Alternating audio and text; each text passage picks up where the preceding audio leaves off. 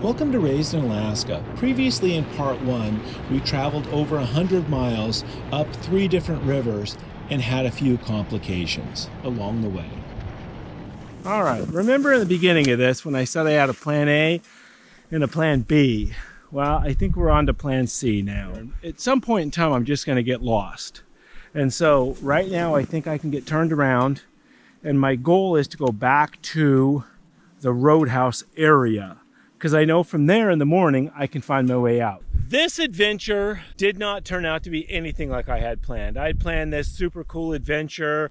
I was going to find a remote cabin that's been in the family for years. Nobody spent a night in it for 20 years probably. And so I was going to go spend a night in there. The northern lights were forecast to be blazing. And so it was really going to be this glorious trip to a remote cabin and a northern lights extravaganza. It's 7:15 a.m. and it looks like we're off to a glorious day.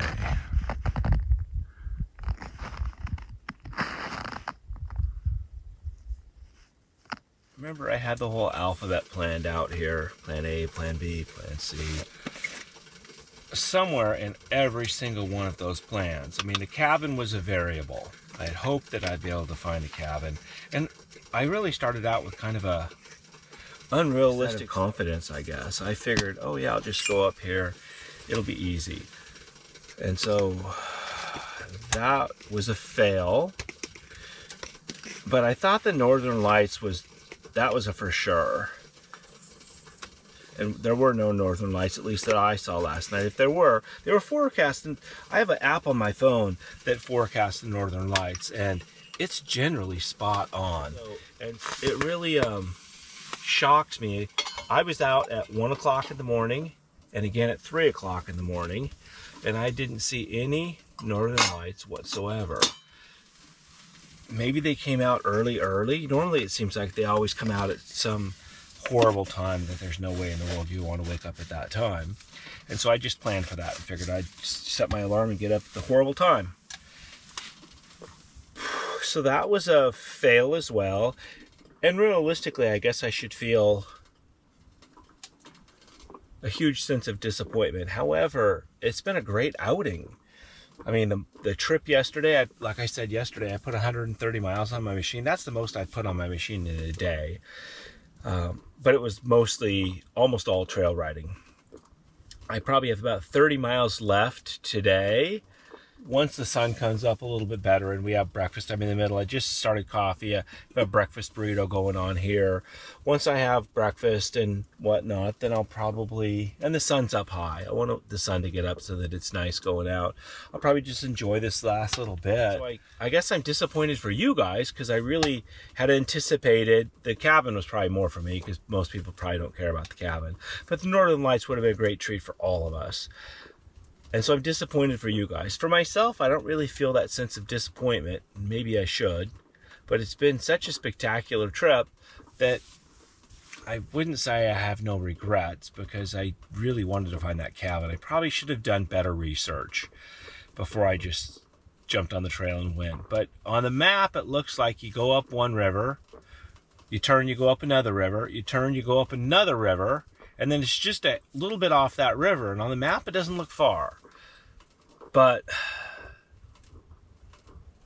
and maybe it isn't far. There's probably a trail that goes to it. But there's just a tangle of trails. And like I said yesterday, I was on one trail, off that trail, on another trail, to another trail, to another trail. I think I was about 4 or 5 trails off. There's no way I want to get lost back there. And actually, I bet I put on 20 miles back there. I never saw a cabin. You know, that's kind of like the ultimate fail-safe. Just, you know, use a cabin or bump into somebody, hopefully, and knock on their door and say, hey, how do I get out of here? I did have my shelter that I could have used if I would have needed to, although I probably would have, as you probably saw, every time I stepped off my snow machine yesterday, I'd sink down to my hips. And so there's no way I could have set my tent up on that. And so I would have either had to dig all the way down to hard ground or set it basically right up on a trail. And so, and in an emergency situation, you know, you're lost, you're out in the middle of nowhere, you can't get out, the sun's going down. I could spend an hour and dig 5 feet of snow out, 4 feet of snow out down to the ground, however it is. I don't know that when I've stepped off my snow machine, I've actually made it all the way to the ground. But I could have dug out enough, I wouldn't have been happy about it, to set up my tent. And I had to search long and hard last night. I talking about the alphabet again, I was pretty deep in there. I was thinking I was going to have to run all the way out. I had one other place that, typically speaking, it's like a landing. They use it for races out here, and I think for the Iditarod. It's not a checkpoint, but it's a place where a lot of people hang out, and so it's been packed down with snow machines over the course of winter. And so I was kind of bombing back to that last night, and the sun was going down, and I didn't really want to set my tent up in the dark, although I can do that. It's just not as fun. And so I was bombing back that way when I found this spot here, and this is a really nice spot. And I didn't really want to go that far down in the river. I kind of wanted to stay further up in the river so I'd have some riding left for this morning, because it's such a gorgeous day. I was fearing we were going to have flat light today, though, cloud cover, so the sun doesn't come out. I don't think we're going to have flat light early. Maybe later in the day they will, but I think it's going to be great riding this morning. And so we'll get after breakfast in a few minutes and then break camp down and get everything packed up and get back on the trail. Should be a real fun day, actually.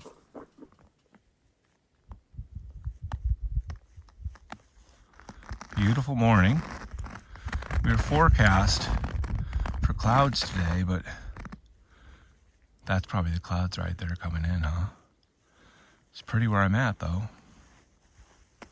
When I was just outside, it looks like it's a ways away, but there's a bank of clouds out there, and you can't say that they're coming this way or not. I don't know. I guess when we go out after a little bit, we'll take a peek. I have been out. Remember last year I was out winter camping, and I went out in the morning, and it was before the light came up, and you could see all the stars, and I thought, man, it's going to be a gorgeous day. And I set up a time-lapse video, and in the course of just that hour time-lapse video, we went from great clear skies to absolute cloud cover. And so I am a little bit concerned, because I don't want to go back in flat light. We'll see how it goes, though. I'm going to have breakfast and tear camp down, which is what my plan was. I might not lollygag as much as I would have. I always think the best coffee is the very first cup of coffee first thing in the morning. We did a little experiment last year where we were testing 3 different kinds of coffee. We tested percolator coffee, French press coffee, and this little espresso maker thing that you could just put on the stove. And of those 3, we used the exact same coffee. And of those 3, percolator coffee was our favorite. So, which seems odd to me. I can hear an eagle. Can you guys hear that? That's an eagle. Way off in the distance, I could hear a chicken a minute ago. There are cabins out here, and somebody must have a chicken at their cabin, or it's a rooster actually. But what I'm going to have to do, a little lesson I just learned. I was out camping with another guy, and he'd made breakfast burritos as well, which I thought this was like, I'd figured this out all on my own. How funny is that, right? And he'd made his way smaller. And being way smaller, his would heat up faster. I made these Mongo wins. This has been in my little fake oven there for, oh golly gee whiz, probably an hour and 15 minutes or so. But I can feel that it's hot and it's mushy. And so it's hot all the way through.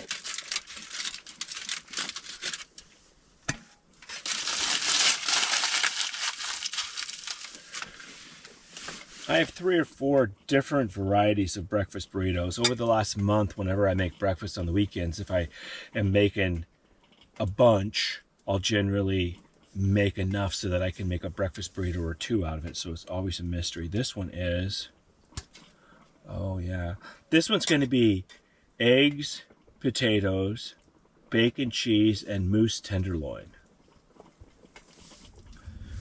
Well, for this trip and planning for this trip, and remember I didn't plan a whole lot, but when I thought about this, I did bring some extra gas. I brought 5 extra gallons of gas.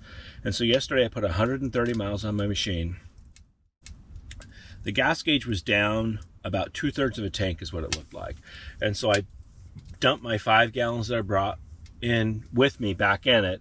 And I didn't see where it brought it up, but because I didn't check it afterwards, but I suspect I'm well over 3/4 of a tank. So I have zero worries about gas today, which is a good place to be. Yesterday I was watching my gas gauge on the way up because if I would have got down to a half a tank and had to add my 5 gallons in, I was going to call that stop right here and be done with this program, just because I want to make sure that I have more than enough gas to get back. You can see the sun's just starting to peek up over the horizon.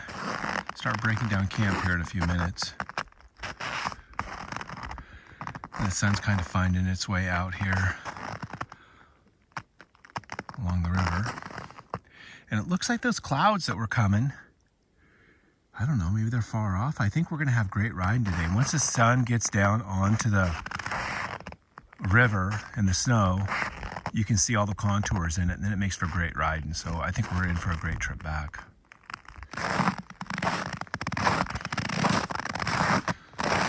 We'll take a look at our digs here.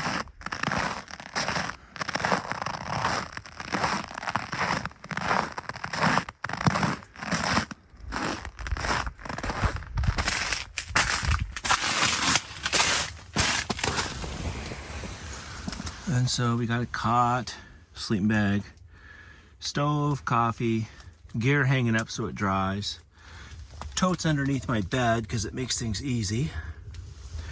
And then I use my stove box to put firewood in.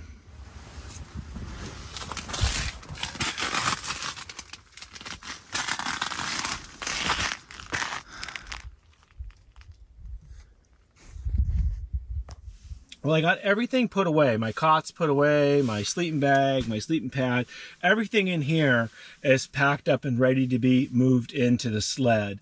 I took the tarp out of my sled and reorganized that and got it laid down flat, put a couple boxes in there, got the wood out of here. So the only thing that's really left to do right now is take the stovepipe off the stove, move the stove out, empty the stove so it can start cooling, and then I'll fold up my tent and pack it away. And by the time I get all the rest of that done, this stove will be ready to load, and then it'll be just a matter of lashing everything down and I'll be ready to go.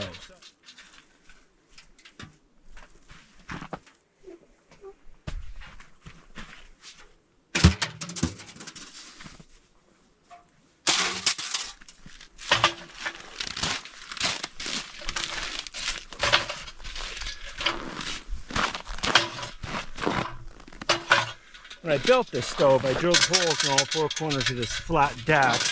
I made the flat deck so you could cook on it, but then I drilled holes in it so I could put chains in it. That way I could carry it when it was hot still.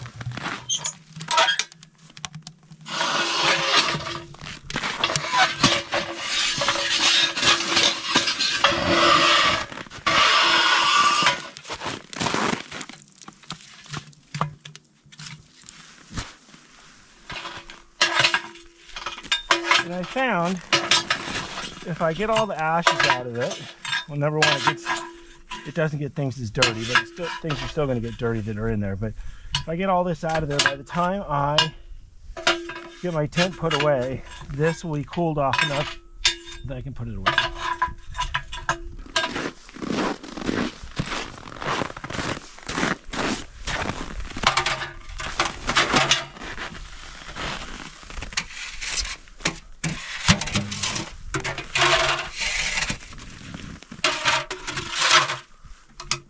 I'll just leave that open so it can cool. It's already, it's not super cold, but it's cool enough that it'll cool down easily.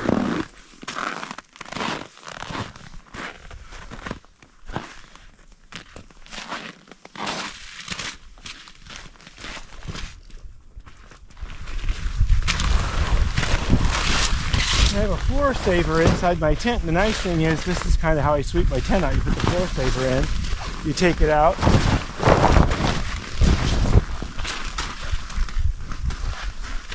and there, it's swept. Of all the tasks taking it apart, the poles are the worst because the poles are super cold, obviously, and it just sucks the heat right out of your hands. And so there's different poles for the rain fly than there is for the rest of the tent. So I keep those in their own bag so that you don't have to sort stuff out as much when you're putting it together.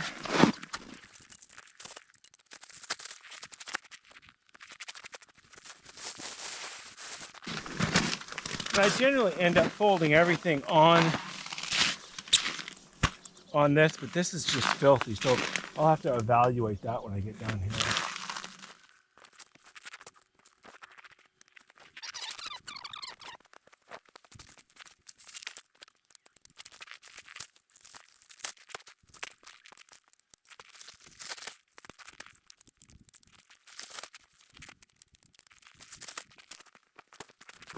You know, it's easiest and best to fold up a tent as opposed to just wadding it up. If you fold it up, it takes up less space.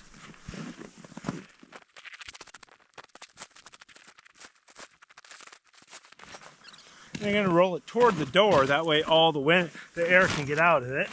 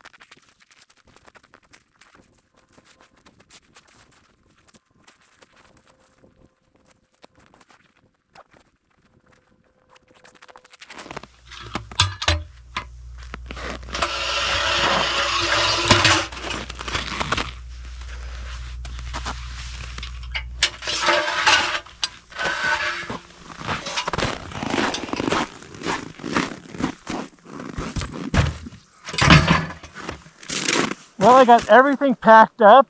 We're ready to go, so I'm going to hit the trail.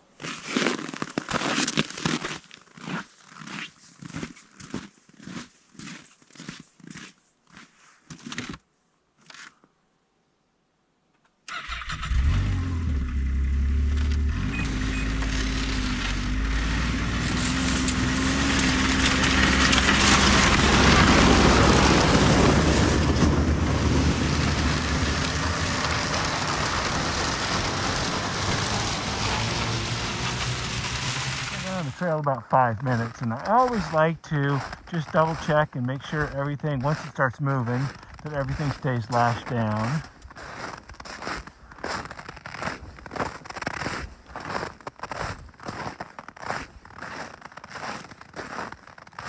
Yeah, looks like everything's good to go. Should be a great ride back. Back there with the snow machine there. I bet that's where those chickens are. Another one here. And then a trail that goes out across the lake. And there's some smoke on top of those trees over there. So there must be something over there.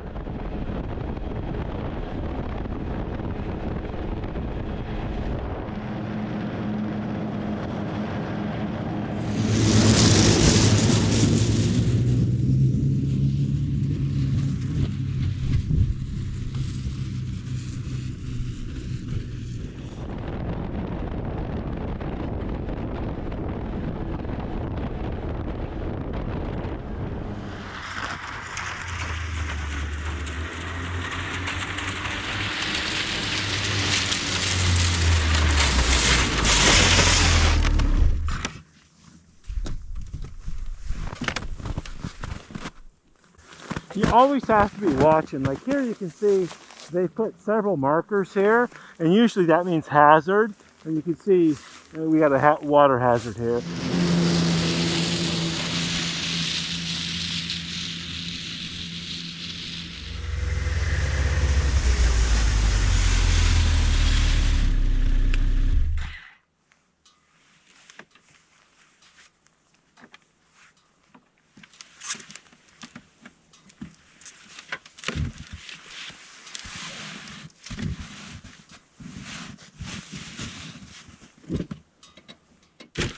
Well, I probably put on about 10 miles already this morning, maybe 15. Probably another 10 or 15 left.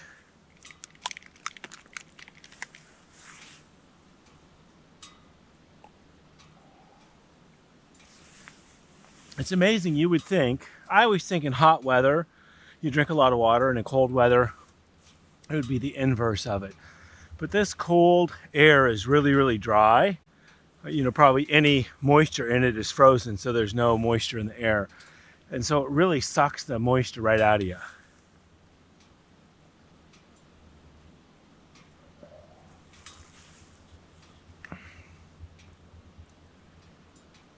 It is an absolute glorious day to be out here. And I know that this video doesn't do this justice, and it most certainly isn't as good as a ride along. This is amazing. Just the freedom that we have here. You know, I can go out here, well, I hit the trailhead, put 65, 70, 80 miles on. Saw a few other snow machines, but you can go anywhere you want off the trail, but you better be careful of water hazards. And if the snow, like this snow is deep right now, obviously, but it's got a base to it, and so the snow machine will float on it. There, later in the spring, when it turns to mush all the way down, you just sink to the bottom here, and you'd spend a lot of time digging, or you just have to stay on the throttle and just stay up on plane. But right now, especially here in the morning when it's cold, it got cold last night, probably close to 0. And so it's firmed everything up so you can stay on top of it right here. But you can just go anywhere. It's absolutely amazing. There's mountains over there. In fact, I think that's the mountain they call Sleeping Lady. You can see it from Anchorage. Another mountain over there, Sleeping Lady, is also Mount Susitna. This is just amazing. I really do wish, I mean, like, I try to do these things that look like ride-alongs that come along with me, but nothing does this justice. Nothing at all.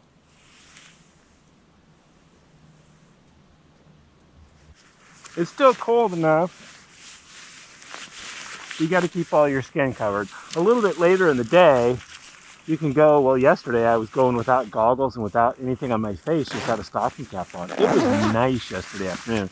That's probably my favorite time to be out here. But this is just absolutely amazing right now. So no complaints.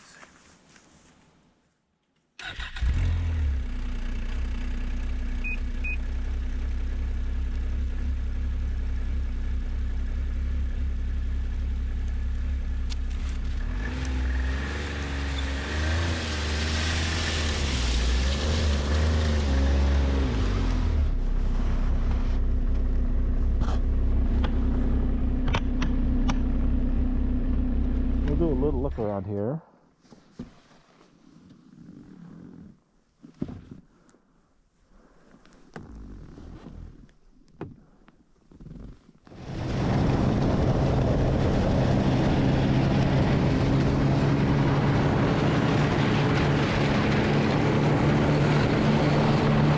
One of the things that, you know, when you're running on the trail, and hopefully you can see this, you're always looking for the flattest spot to ride, especially when you're pulling a big sled. You know, you see the mountain racers and the people, and they're trying to hit the jumps and stuff like that. Pulling this toboggan sled and driving this big machine, I'm really trying to look for the flattest, most level place to run. It's still a pretty spectacular day, but you can see some haze in the air today. Yesterday it was just bright blue sky. This morning there's a little bit of haze in the air. I haven't passed another snow machine on the trail yet. It's still kind of early. I don't know what time it is. Relatively early. And we're still several miles in. As we get closer to the trailhead, we'll see more and more people probably. Oh heck, it's 11:30 already. So I guess it's not that early. We should be seeing people on the trail already. Surprised we haven't.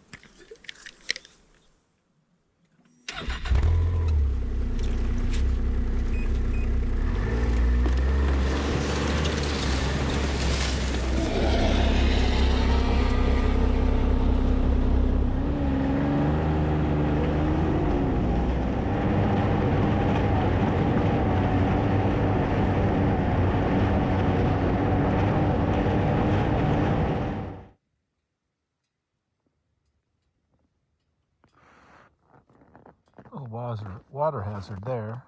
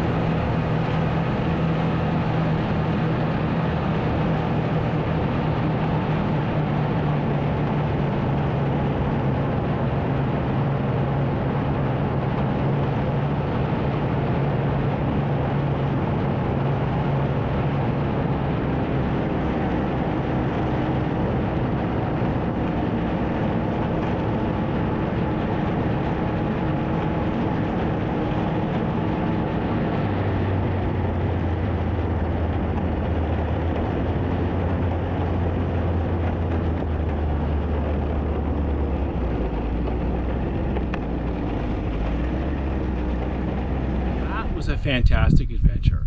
Don't forget to subscribe. We got a lot more great adventures coming up.